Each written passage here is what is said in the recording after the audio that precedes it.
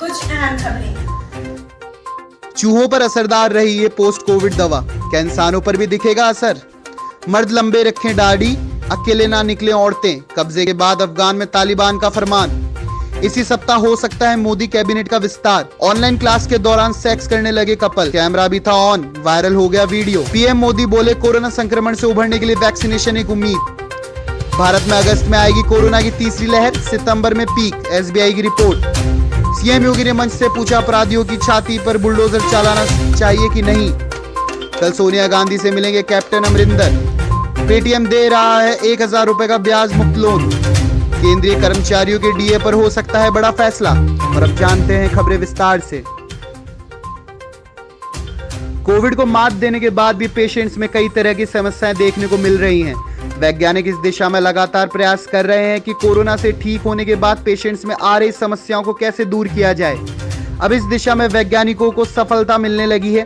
चूहों के ऊपर प्रयोग में वैज्ञानिक पोस्ट कोविड होने वाली प्रॉब्लम्स को दूर करने में सफल रहे हैं। समाचार एजेंसी पीटीआई के मुताबिक ये study national academy of sciences की एक जर्नल में प्रकाशित हुई है।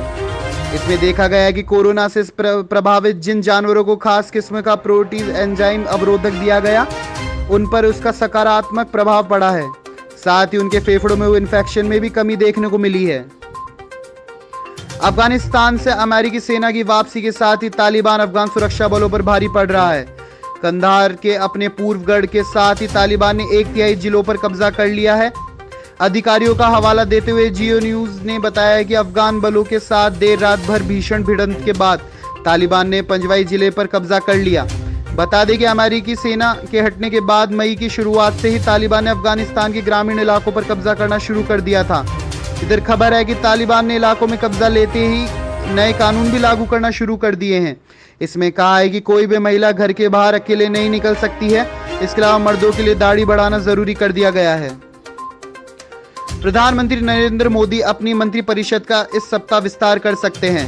भाजपा के शीर्ष स्तर पर इसका कवायद जारी है। विस्तार में लगभग 1.5 दर्जन नए मंत्रियों को शामिल किया जाने की संभावना है। पहले से ही अतिरिक्त प्रभार और इसमें ज्यादा मंत्रालय संभाल रहे कई मंत्रियों का बोझ भी कम किया जा सकता है। फेरबदल में आगामी विधानसभा चुनाव वाले राज्यों का विशेष ध्यान रखा जाएगा। दुनिया कोविड-19 महामारी की लहरों से जूझ रही है। ऐसे समय में छात्रों के लिए लैपटॉप और मोबाइल फोन ही क्लासरूम बन गया है। वर्चुअल क्लास का दौर है। इन दिनों कई रोचक घटनाओं के बारे में देखने और सुनने का मौका मिलता है। हाल ही में वियतनाम के हो ची मिन्ह शहर में एक छात्र ने एक ऑनलाइन क्लास के दौरान अपने साथी के साथ सेक्स करते समय कैमरा बंद करना भूल गया। इस घटना ने उसके शिक्षकों और साथ पढ़ने वाले छात्रों का ध्यान खींचा। पिछले सप्ताह अपने साथी के साथ अंतरंग पल की एक छोटी क्लिप भी लीक हो गई थी। स्थानीय मीडिया रिपोर्टों के अनुसार कैमरा बंद करना भूल जाने पर छात्र पर भड़के प्रोफेसर ने कहा, आपको पता है कि आप क्या कर रहे हैं? फिजिकल क्लास में आप अपनी प्रेमिका के साथ संबंध बनाते हैं, अब जबकि हम ऑनलाइन क्लास में हैं आप सेक्स कर रहे हैं। प्रधानमंत्री नरेंद्र मोदी ने सोमवार को कोविन ग्लोबल कॉन्क्लेव को संबोधित किया। पीएम मोदी ने कहा कि कोविड के खिलाफ विजेता के तौर पर उभरने के लिए मानवता के पास टीकाकरण की सर्वश्रेष्ठ उम्मीद है।